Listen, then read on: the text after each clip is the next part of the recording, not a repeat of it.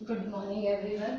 आज आपका टॉपिक है गेस्टाल्टवाद में अधिगम का सिद्धांत। जैसे कल की क्लास में मैंने आपको पढ़ाया था कि गेस्टाल्टवाद में अधिगम का सिद्धांत क्या है, कि गेस्टाल्टवाद की स्थापना किसने करी थी। गेस्टाल्टवाद जर्मनी विचारधारा है। गेस्टाल्ट शब्द जर्मन का है जिसको एज इट इज मनोवैज्ञानिकों ने स्वीकार किया है। गेस्टाल्टवाद के सारे ही मनोवैज्ञानिक जर्मन के हैं। गेस्टाल्टवाद संप्रदाय की स्थापना किसने करी थी, वर्दीमर ने करी थी और इसके समर्थक थे कॉपका और कॉलर। कॉलर ने इसमें सिर्फ प्रयोग दिया है, बाकी तीनों ने प्रयोग, दो जनों ने प्रयोग नहीं दिया है। कॉलर ने किसके ऊपर प्रयोग दिया है, चिंपांजी के ऊपर प्रयोग दिया है। अंतर्दृष्टि या सूझ का सिद्धांत। चिंपांजी का नाम था सुल्तान, जिसने दो आधारों पर प्रयोग करा था। एक तो छड़ी की समस्या दी थी चिंपांजी को और एक दी थी पॉक्स की समस्या। इस सिद्धांत की मैंने आपको कुछ विशेषताएं, प्रयोग और गेस्टाल्ट शब्द या गेस्टाल्ट शब्द की उत्पत्ति का ये सारी चीजें बताएगी। आज हम पढ़ेंगे सूझ का सिद्धांत। मतलब सूझ के सिद्धांत के अंतर्गत कौन कौन से सिद्धांत प्रतिपादित होते हैं। तो सबसे पहला आता है समानता का।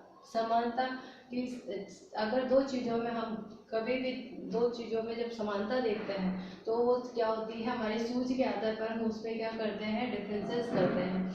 जैसे जिन वस्तुओं में आपस में समानता होती है, वे दो वस्तु हैं, दोनों में आपस में क्या है, समानता होती है, तथा विशेषता रंग, बनावट, आकार। हम दो वस्तुएं समान हैं लेकिन दो वस्तुएं, सपोज मान लो मार्कर है, दो कलर के हम मार्कर लेके खड़े हुए हैं, मार्कर है, दोनों सेम है, एज इट इज है, दोनों की कोई भी डिफरेंसेस नहीं है। किसमें नहीं है, आकार में और उसमें नहीं है। लेकिन डिफरेंसेस क्या आएगा, बनावट आकार में नहीं है लेकिन डिफरेंसेस कहाँ पे आ जाएगा, रंग में डिफरेंस आ जाएगा। विशेषता क्या हो जाएगी, रंग की। ये ब्लैक है, दूसरा ब्लू भी हो सकता है, रेड भी हो सकता है, वाइट भी हो सकता है, ग्रीन भी हो सकता है। तो हम किसके आधार पर, दो वस्तुओं में जब हम समानता देखते हैं और समानता के बाद में फिर हम विशेषता निकालते हैं, उनको अलग अलग करते हैं कि दोनों में क्या क्या विशेषता है। तो हम जो विशेषता देखते हैं वो किसके आधार पर देखते हैं, रंग, बनावट और आकार के आधार पर देखते हैं। एक दूसरे के समान होते हैं, समान तो है लेकिन डिफरेंसेस किसके आधार पर है, इन तीनों चीजों के आधार पर डिफरेंसेस, उसके अंश पता पड़ेंगे। पूर्ण तो हमने देख लिया, पूर्ण तो हमें क्या दिखेगा, एक जैसा दिखेगा, लेकिन अंश जो होंगे वो अलग अलग होते हैं।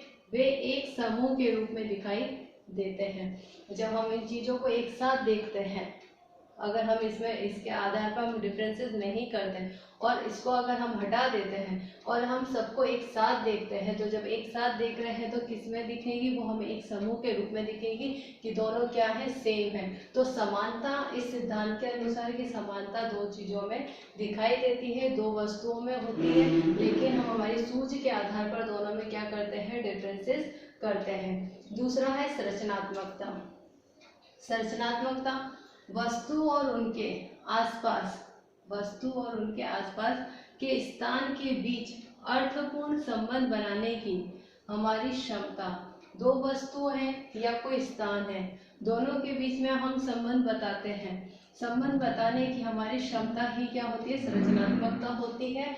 वस्तु प्रत्यक्षण अलग अलग ना होकर संपूर्ण रूप में होता है। मतलब जब हम सपोज मान लो हम दो पर्यटन स्थल को देखते हैं, दो पर्यटन स्थल पे कुछ चीजें समान हमें दिखाई दे रही है, तो वहां पर हम क्या करेंगे, दोनों में संबंध स्थापित करेंगे कि ये चीज हमने उस जगह पे भी देखी थी, इस चीज का संबंध इधर उस जगह से भी है। तो जब हम दो वस्तुओं में आपस में, कोई स्थान या वस्तु में आपस में अर्थपूर्ण संबंध बनाने की कोशिश करते हैं, अर्थपूर्ण तरीके से उसको हम देखते हैं, हमारी क्षमता उसमें उत्पन्न होती है दो चीजों को समान रूप से देखने में, दोनों में संबंध बताने में। तो वहां पे हमारा क्या सूझ का सिद्धांत लागू होता है, संरचनात्मकता का सिद्धांत लागू होता है कि व्यक्ति दो चीजों को देखकर अर्थ ग्रहण करके दो में संबंध बताने की कोशिश करता है।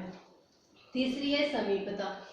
समीपता जो वस्तुएं किसी स्थान अथवा समय में एक दूसरे के निकट होती हैं, किसी स्थान, समय और एक दूसरे के निकट होती है, वे आपस में संबंधित एक समूह में के रूप में दिखाई देती है।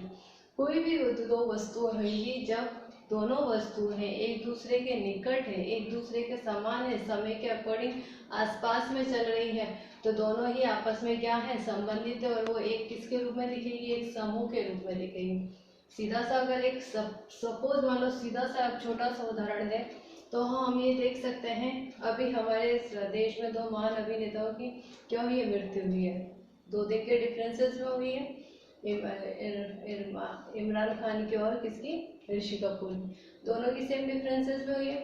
जब दोनों ही समय में क्या है, दोनों का पास में है, निकट है, 1 या 2 दिन का गैप है, स्थान क्या है, वो एक सेम है, दोनों का स्थान, दोनों एक ही जगह से क्या करते थे, बिलोंग करते थे, दोनों का व्यवसाय क्या था, एक ही था, तो दोनों ही आपस में क्या है, संबंधित है। जब हम उनको याद करेंगे, उनको हम श्रद्धांजलि देंगे, उनकी कोई पुण्यतिथि आएगी, तब हम क्या उसको क्या देखेंगे, एक समूह के रूप में देखेंगे कि दोनों ही क्या है, दोनों की एक साथ क्या हो सकती है, पुण्यतिथि आएगी, या उसी मंथ में आएगी, या उसी समय के चक्र के अंतर्गत आएगी, पर 2-3 दिन के अंतर्गत ही आएगी। तो वो क्या हुआ, एक समय हुआ, दोनों में निकटता है, संबंध है, तो समीपता क्या होगी, आएगी। किसके आधार पर हमने समीपता लेकर है, सूझ के आधार पर, कि हमें इतना याद रहेगा कि जब एक चीज हमारे सामने आएगी तो उसके साथ उसी समय के साथ में दूसरी चीज भी उससे संबंधित होगी। चौथा है समापन या पूर्ति। मानव नेत्र पूर्ण आकार देखना पसंद करते हैं। जब भी हम कोई वस्तु देखते हैं या कोई हम प्रकृति का दृश्य देख रहे हैं, कुछ भी देख रहे हैं, हम मनुष्य क्या है, मनुष्य के नेत्र संपूर्ण मतलब पूर्ण देखना, पूर्ण आकार देखना पसंद करता है। अधूरा आकार देखना पसंद नहीं करेगा। अधूरा देखेगा तो उसको कुछ समझ में नहीं आएगा, जब समझ में नहीं आएगा तो उसको क्या होगा, वो पसंद ही नहीं आएगा, नापसंद हो जाएगा। इसलिए मानव नेत्र क्या करते हैं, पूर्ण आकार देखना पसंद करते हैं। यदि दृश्य पूर्ण नहीं है, यदि दृश्य पूर्ण नहीं है तो भी अनुपलब्ध दृश्य, अनुपलब्ध जो दृश्य है, दृश्य की जानकारी भरकर मतलब स्वयं के आधार पर, स्वयं की सूझ के आधार पर, समझ के आधार पर क्या करेगा, उसमें अपने अनुपलब्ध दृश्य में भी मतलब जहाँ पर दृश्य नहीं है, दृश्य क्या है, पूर्ण नहीं है, अपूर्ण है, अपने दृश्य में क्या करेगा, जानकारी भरकर पूर्णाकार का अनुभव किया जाता है, उसको पूर्ण करने की कोशिश करेगा। हम न्यूज़पेपर देखते हैं, न्यूज़पेपर में dot dot dot dot dot dot 1 2 3 करके के ऐसे 100 नंबर लिखे हुए आते हैं। वो कोई ना कोई पिक्चर्स बनी हुई होती है, किसी ना किसी की पिक्चर्स दे रखी होती है, चित्र होता है। जब बालक या मनुष्य या हम लोग भी देखते हैं तो हमें क्या लिखती है, उसको हम पसंद नहीं आती। वो दृश्य क्या होता है, पूर्ण नहीं होता है, अनुपलब्ध दृश्य है, लेकिन हम अपने अकॉर्डिंग उसमें जानकारी भरते हैं। उसको क्या करते हैं, 1 से मिलाएंगे, 2 से मिलाएंगे, 3 से मिलाएंगे, 4 से मिलाएंगे। किसके के आधार पर कर रहे हैं, हमारी समझ के आधार पर। जब हम हमारी समझ के आधार पर कर रहे हैं तो पूर्णाकार का अनुभव कर रहे हैं कि हाँ ये शायद खरगोश का चित्र हो सकता है, ये बतख हो सकती है, या ये चूहा हो सकता है, या ये बिल्ली हो सकती है, या कोई और अन्य जानवर हो सकता है। तो किसके आधार पर हम अनुभव करते हैं, अपनी समझ के आधार पर, अपनी सूझ के आधार पर। फिर है 5 नंबर का निरंतरता।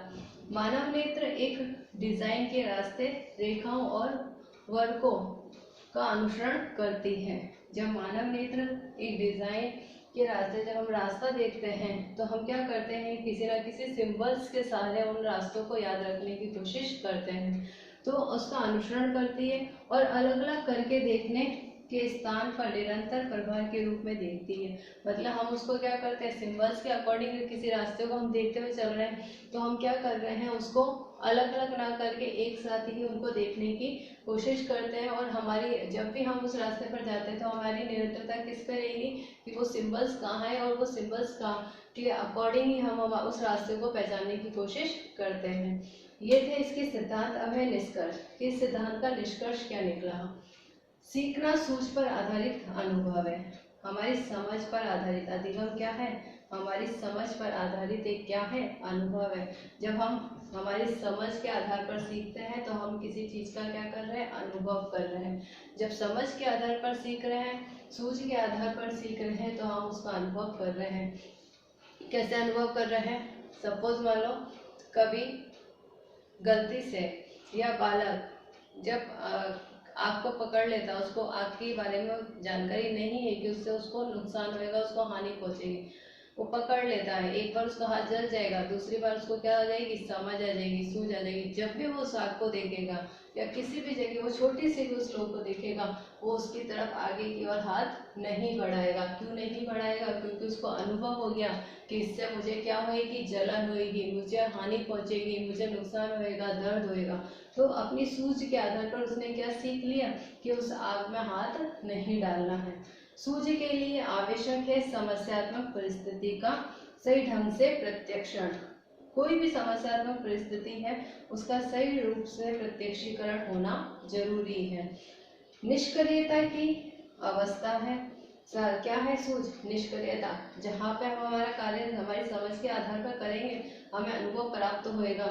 जहाँ पे हमारी समझ या हमारी सूझ रुक जाएगी वहाँ पर निष्क्रियता क्या हो जाएगी, निष्क्रियता की अवस्था रुक जाएगी।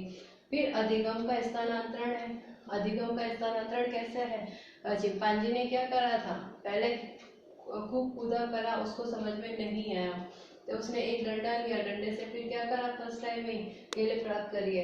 दूसरा अधिगम स्थानांतरण कहाँ हुआ उसका, दूसरे डंडे से केले प्राप्त करने में, लेकिन जब एक से प्राप्त नहीं हुए तो उसने क्या करा, दूसरे को जोड़ लिया।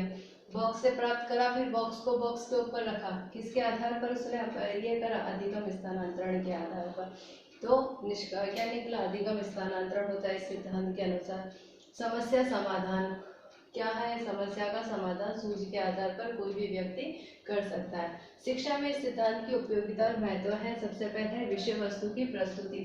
जब भी हम किसी विषय वस्तु की प्रस्तुति देते हैं या हम उसको विषय वस्तु को प्रस्तुत करते हैं तो प्रस्तुत करते समय हमारी क्या होगी, वो विषय वस्तु हमारी सूझ के आधार पर, हमारे अनुभव के आधार पर कि कितनी उपयोगी और कितनी चीजें हमें उसमें बतानी है। तो प्रस्तुतिकरण इस सिद्धांत के आधार पर अच्छा रहता है, इसकी महत्व है। दूसरा होता है बालकों में चिंतन शक्ति बढ़ती है। चिंतन, मनन और स्वयं अध्ययन में तार्किकता को प्रेरित करती है। बालक किसी भी चीज को जब सूझ के आधार पर सीख रहा है तो वो चिंतन कर रहा है, मनन कर रहा है, स्वाध्ययन कर रहा है और तार्किकता कर रहा है। न्यूटन ने जैसे गुरुत्वाकर्षण का बल प्रयोग करा था तो किस आधार पर करा था, चिंतन करा कि ये एप्पल नीचे ही की तरफ ही क्यों गिरी, हवा में क्यों नहीं लटकी रह गई या ऊपर की ओर क्यों नहीं गई। मनन करा, स्वयं अध्ययन करा उसने खुद ने और उसके ऊपर तर्क दिया कि क्या है, पृथ्वी गुरुत्वाकर्षण बल के कारण टिकी हुई है।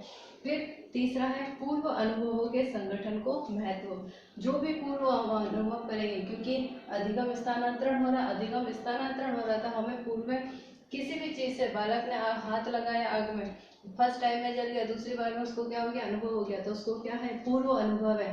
तो पूर्व अनुभव के आधार पर संगठन को प्रेरित करती है, संगठन को महत्व देती है। चौथी है संरचनात्मक कार्य हेतु प्रेरित। रचनात्मक कार्य, क्रिएटिविटी आती है सूझ के आधार पर।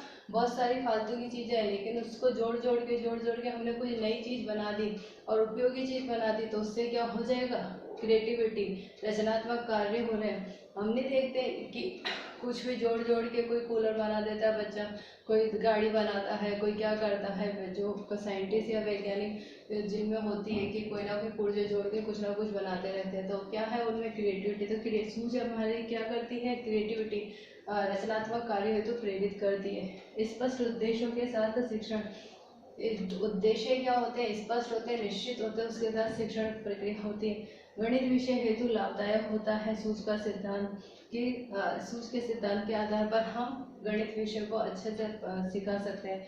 पूर्ण से अंश की ओर का है सूझ का सिद्धांत, पूर्ण से अंश की ओर का। जब भी हम मनुष्य कोई वस्तु देखता है पूर्ण रूप से देखता है और उसके छोटे छोटे अंशों को बाद की ओर देखता है, उस पर चिंतन करता है। स्वयं द्वारा खोज एवं समस्या समाधान को प्रेरित करती है। स्वयं खोज, जो भी हम करेंगे स्वयं बालक खुद सोचेगा, खुद चिंतन करेगा और समस्या का समाधान करेगा। एकीकृत पाठ्यक्रम का निर्माण का समर्थन करती है कि जो पाठ्यक्रम होता है वो एकीकृत होना चाहिए, एकीकृत होने के बाद में उसको अंशों में बांट देना चाहिए। तो यह आपका था कैस्टरवाद का अधिगम का सूझ का सिद्धांत, जिसको पारित कराया कॉलर ने। संप्रदाय के संस्थापक थे वर्दीमर, समर्थक थे कॉपका और कॉलर, पर सिर्फ इसको इस सिद्धांत किसने दिया था, कॉलर ने दिया था। आपके गृह कार्य प्रश्न है, पहला प्रश्न है अंतरक दृष्टि सिद्धांत कौन कौन से हैं स्पष्ट कीजिए, और दूसरा प्रश्न है आपका गृह कार्य का सूझ के सिद्धांत की शिक्षा में क्या क्या उपयोगिता है वर्णन कीजिए।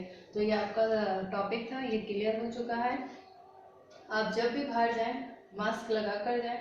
एनी टाइम जब तक घर नहीं है तब तक आप मास्क लगाए रखें, क्योंकि जब तक आप खुद सुरक्षा या खुद अपनी जिम्मेदारियों को नहीं समझेंगे तब तक हम क्या नहीं कर सकते हैं, कोविड-19 के महामारी से नहीं लड़ सकते।